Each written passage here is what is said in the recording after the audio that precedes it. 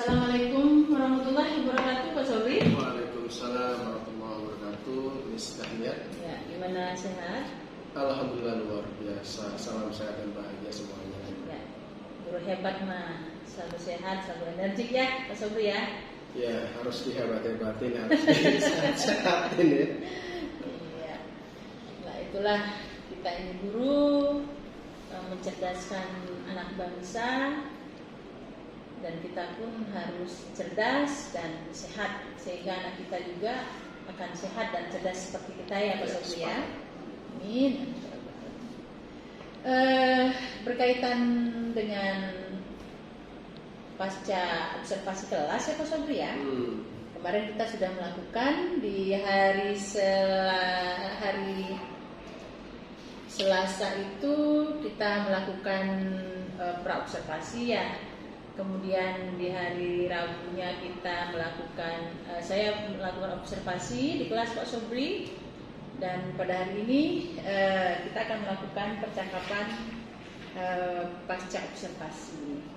Nah, menurut Pak Sobri, ketika melakukan pembelajaran itu apa sih yang ingin Pak Sobri ingin sampaikan kepada saya? Kemarin kan Pak Sobri katakan bahwa Miss, saya ingin supaya saya direfleksi gitu ya, supaya juga saya bisa mengevaluasi diri sehingga hasil refleksi itu akan menjadi umpan balik buat Pak Sobri sendiri maupun untuk siswa yang diajar. Gitu Pak Sobri ya. Kira-kira apa tuh Pak Sobri? Satu hal dalam pembelajaran yang saya harapin itu ya, yaitu pembelajaran bermakna. Karena untuk menciptakan pembelajaran bermakna itu tidak mudah. Artinya di situ kita butuh mempersiapkan segalanya ya. Dalam hal ini terkait dengan perangkat-perangkatnya juga harus dipersiapkan gitu ya.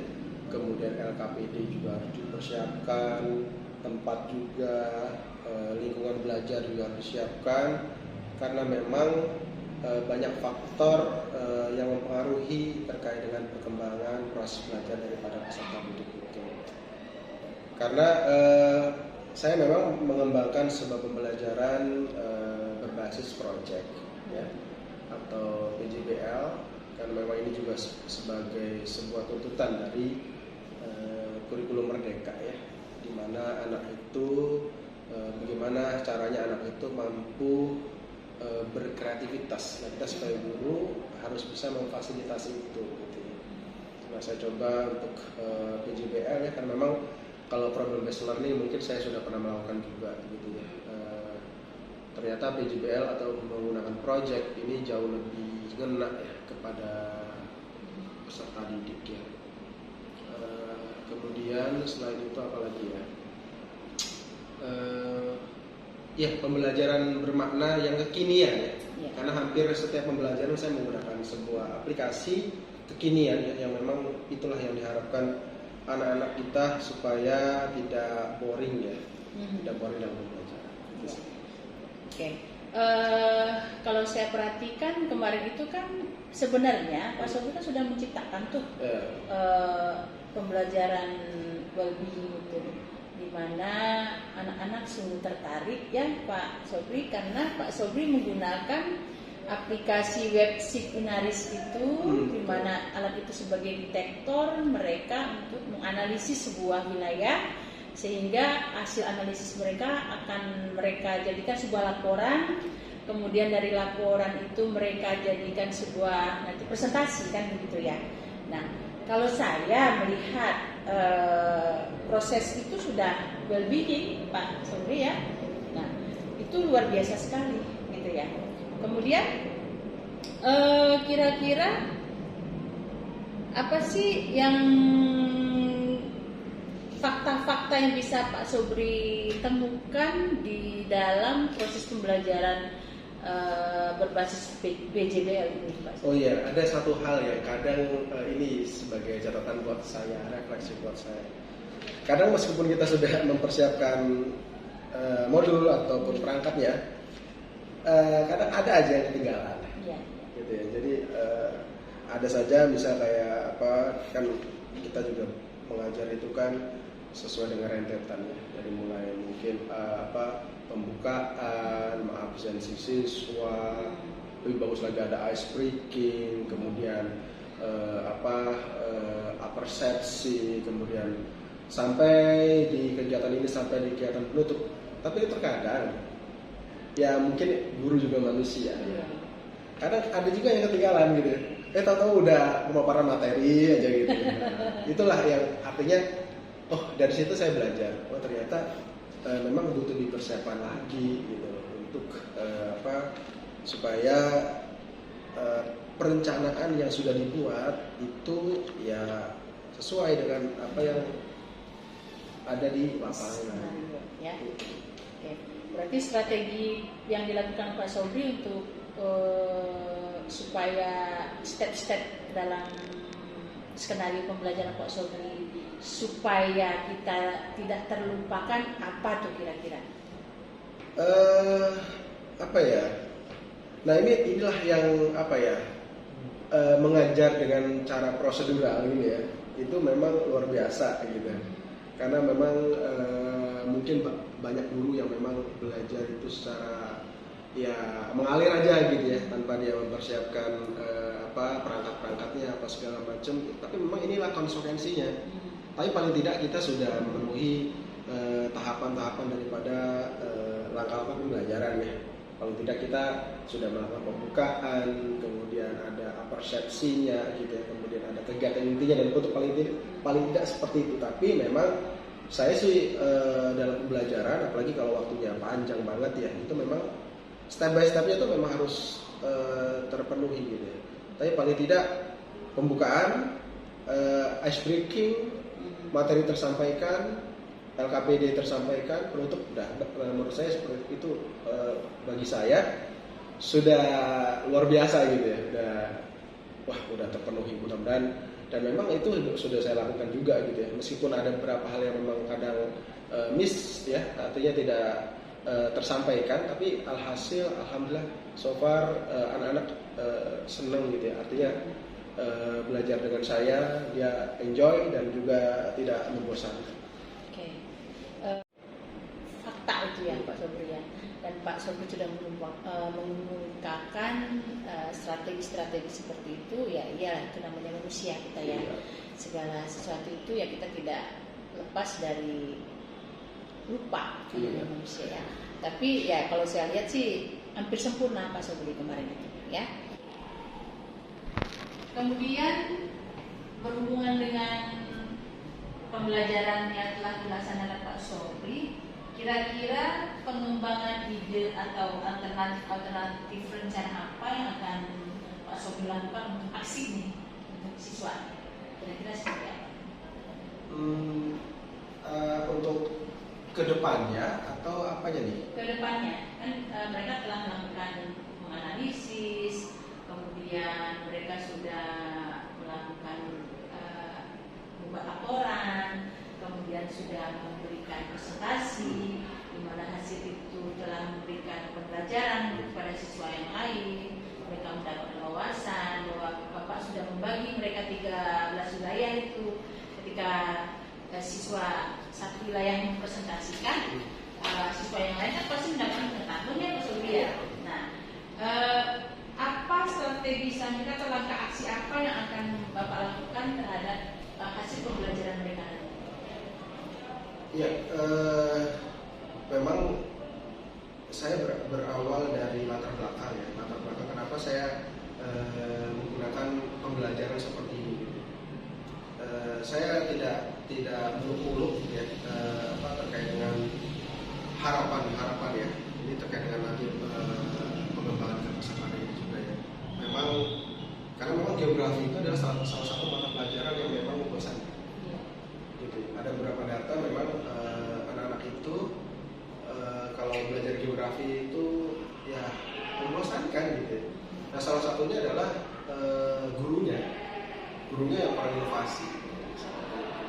Nah oleh karena itu saya paling tidak dengan mengajarkan anak dengan metode project, kemudian menggunakan aplikasi berbasis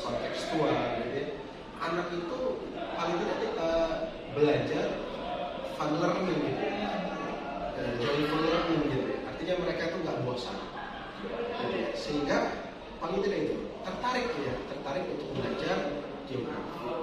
Untuk konteks anak itu mendapatkan pengetahuan lebih, itu bagi saya itu sebagai bonus ya, karena saya mau tunjukkan adalah bagaimana anak itu tertarik dengan pembelajaran itu sendiri. Karena dengan anak tertarik dengan pembelajaran geografi, saya yakin tanpa kita bersusah payah juga anak akan belajar secara sendiri.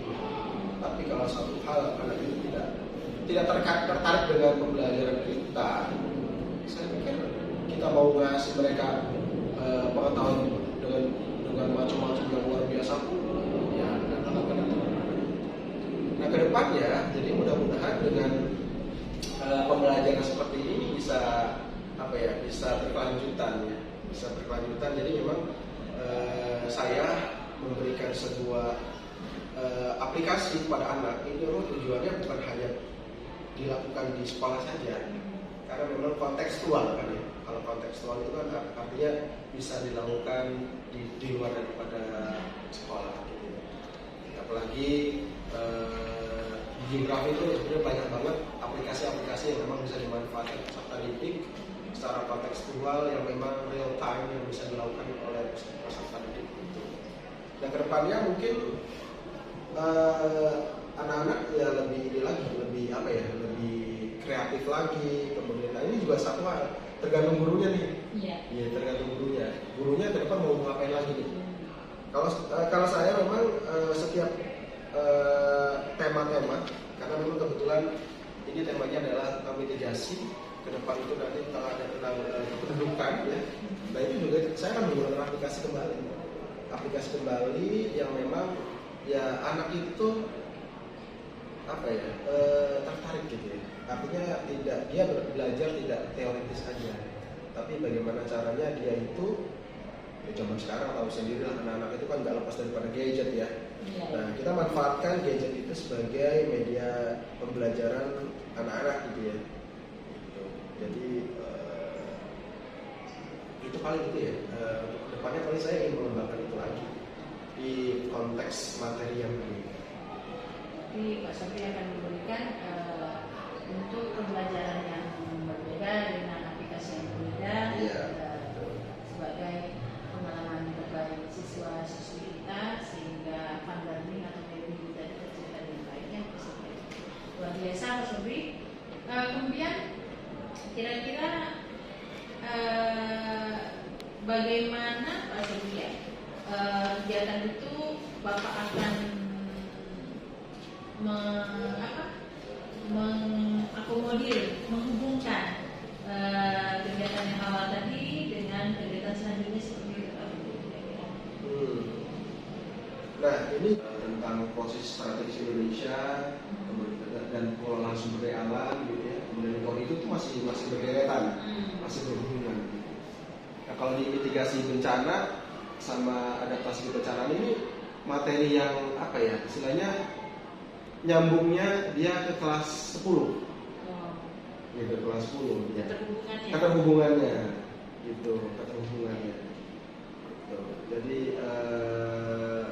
Jadi kemudian di materi berikutnya ada tentang kependudukan, kemudian ada tentang keragaman budaya. Nah itu kan topik yang berbeda gitu. Nah jadi untuk menghubungkan materi satu ke materi lain, untuk konteks materi mitigasi bencana dengan yang lainnya, paling bisa kependudukan bisa gitu. Bisa dengan istilahnya mungkin memanfaatkan aplikasi Inaris itu. Masih aplikasi yang sama. Artinya kita bisa tahu nanti kepadatan penduduk, persebaran penduduk, kemudian tentang wabah penyakit, terkait kependudukan, data-data dari Inaris itu. Tapi konteksnya konteks BNPB jadinya nanti masih bisa. Berarti kira-kira kapan tuh kegiatan itu akan dilaksanakan? Nanti semester 2. Artinya nanti ketika semester 2 siswa sudah mendapatkan tentang background knowledge mereka. Kemarin dia sudah menggunakan aplikasi website Inaris itu di bencana, besok di kependudukan, ya, kayak biasa Pak Sobri ya. Kemudian kira-kira Pak Sobri melibatkan siapa nih di dalam pembelajaran ini? Selain siswa lah gitu ya.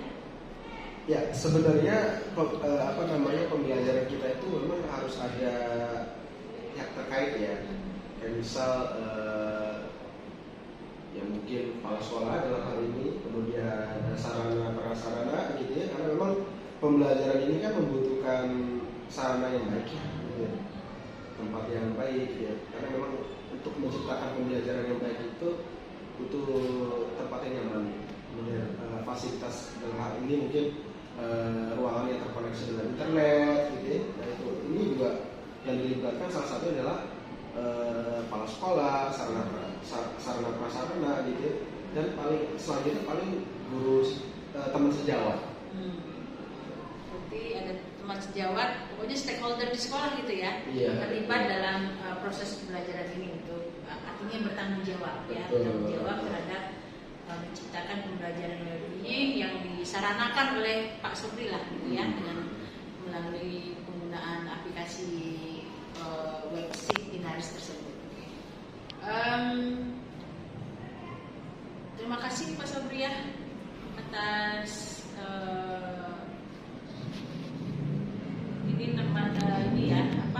kita sharing ya.